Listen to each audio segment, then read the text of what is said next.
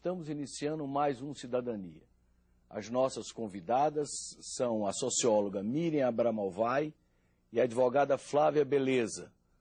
Miriam Abramovay é pesquisadora social, autora consagrada de diversos livros sobre a juventude e integrante da Rede de Informação Tecnológica Latino-Americana, a RITLA. E a Flávia Beleza é especialista em mediação social, está agora fazendo mestrado na UNB na área de política social. Muito obrigado pela oportunidade dessa conversa. O nosso tema será a violência nas escolas, que é um tema bastante frequente. E eu começarei perguntando à doutora Miriam, o problema da violência nas escolas, ele tem aumentado ou ele tem ganho maior visibilidade e por isso dá essa sensação de que vem se agravando com o tempo? Eu acho que se nós pensarmos que o problema da violência na sociedade, ele existe, e nós sempre temos a sensação, em geral, de que a nossa época é sempre a mais violenta, mesmo que isso não seja verdade, né?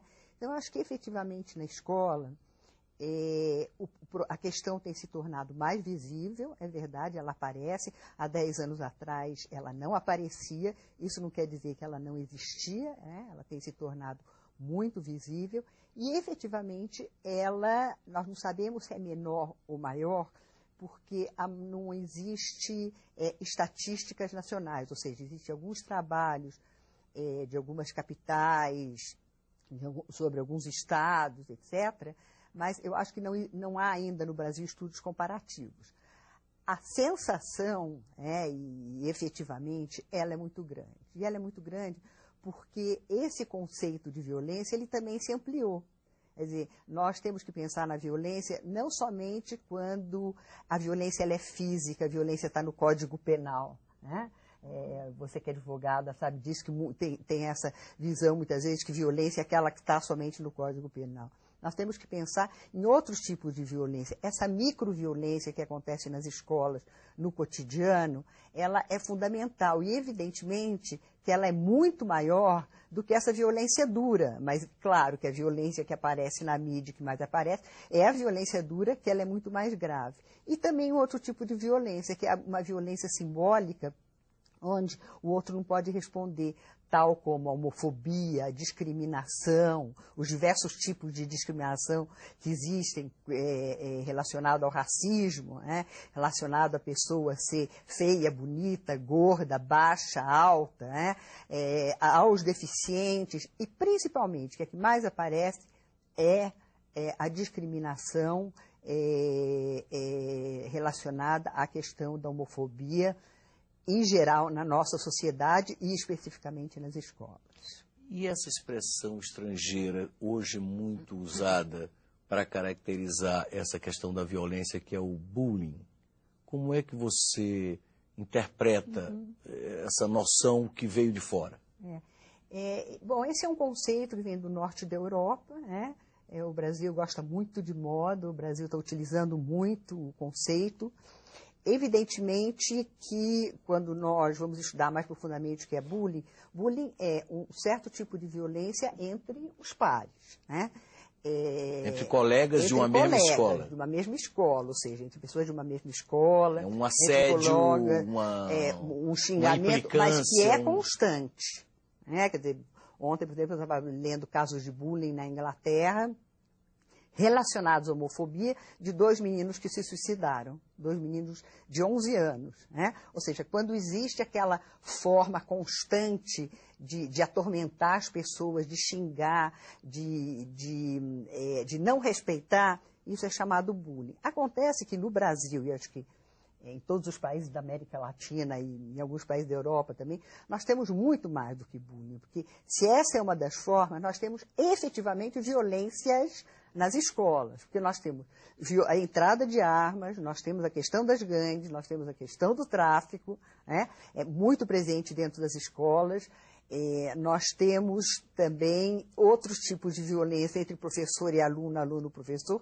que não consta desse vocabulário bullying, que está fora disso. Então, eu acho que é mais, vamos dizer, é mais cientificamente, né, eu acho que é mais próximo ao Brasil, aos países da América Latina, nós falarmos mesmo em violência nas escolas e falarmos nesse tipo de violência que é o bullying, que é a intimidação, que é a violência entre os pares, como uma forma de violência. Flávia, nesse seu trabalho, por que surgiu essa necessidade de mediação? Também uma necessidade nova, quer dizer, antigamente não se falava da necessidade de haver mediação dentro das escolas. Por que isso?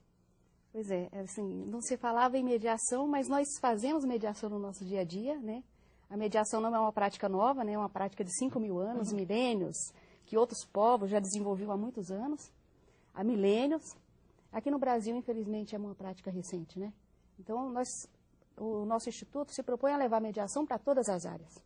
E a escola é uma área agora que se apresenta muito necessitada da mediação. E aí nós entendemos a mediação assim, educação para o diálogo.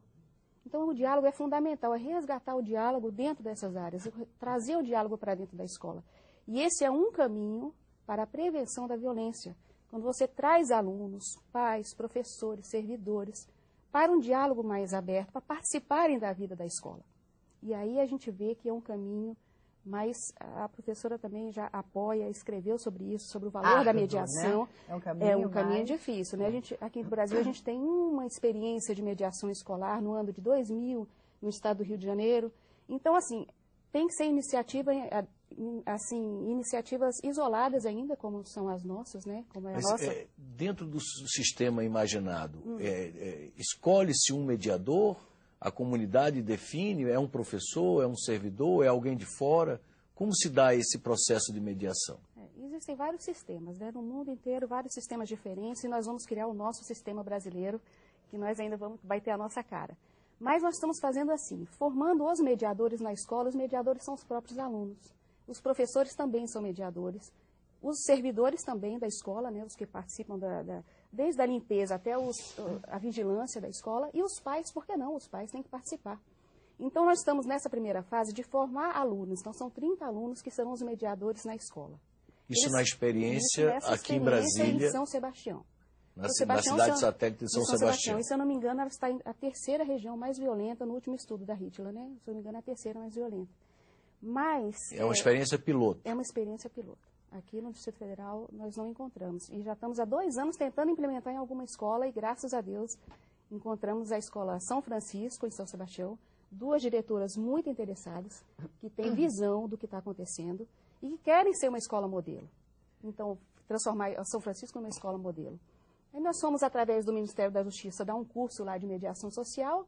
Elas se interessaram, os alunos adoraram, nas férias, quer dizer, a escola funcionando nas férias. E aí nós temos um projeto de mediação escolar, mas a gente não consegue, não tem espaço. Vamos implementar. E o que você precisa? Eu digo, só vontade de fazer. Agora é vontade de fazer. O resto a gente vê depois, né? Então, por que você está assim, tão otimista de que essa sua experiência possa vir a ser nacionalizada, disseminada pelo Brasil afora? O sonho é que seja política pública, né? Eu acredito muito, por isso que eu estou na política social. Eu sonho que a mediação seja, como em vários países, uma política pública. Mas, por enquanto, a gente tem que começar num projeto piloto, investindo tudo que a gente tem, seja de força de vontade, de tempo e de recurso, para que funcione, porque só assim vai ter visibilidade. A gente sabe como é que é a luta, né?